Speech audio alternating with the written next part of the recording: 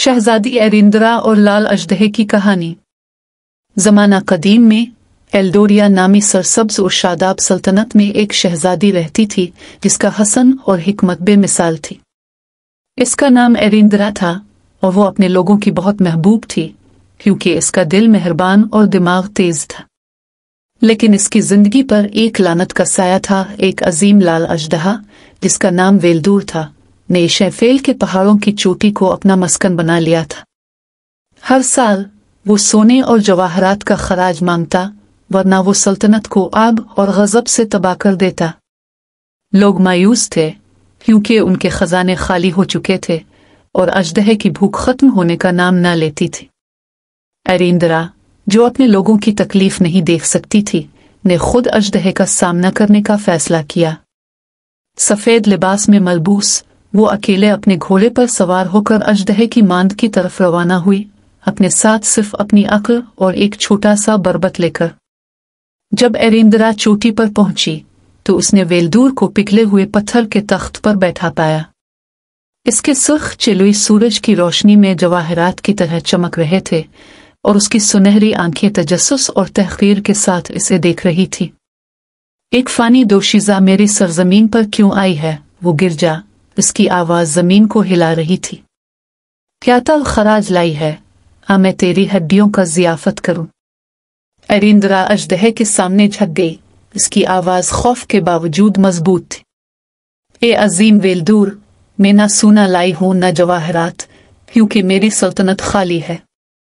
इसके बजाय मैं आपको एक गीत पेश करती हूं, आपकी अजमत की कहानी जो सदियों तक गाई जाएगी।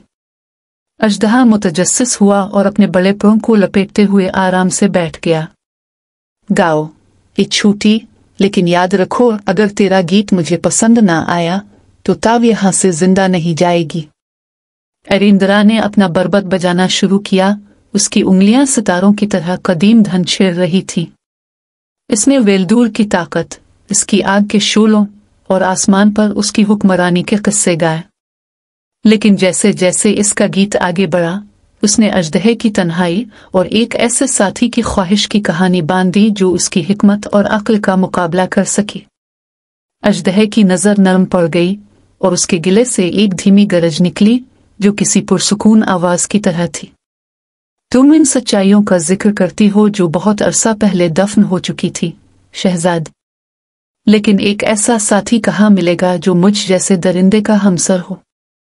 एरिंदरा ने अपना बरबत एक तरफ रखा और उसकी आंखों में देखा। एक साथी एक ही शक्ल का होना जरूरी नहीं, ये अजीम। हिकमत और मेहरबानी हर फर्क को मिटा सकती है। इसकी बातों से मुतासिर होकर वेल्दूर ने शहजादी से एक मुआहिदा किया। इसने कसम खाई कि वो एल्डोरिया की हिफाजत करेगा, जालिम के तौर पर नहीं बल्कि मुहाफिज के तौर पर। बदले में एरिंदरा ने वदा किया कि वो हर साल उसे मिलने आएगी, कहानियां और गीत शेयर करने के लिए।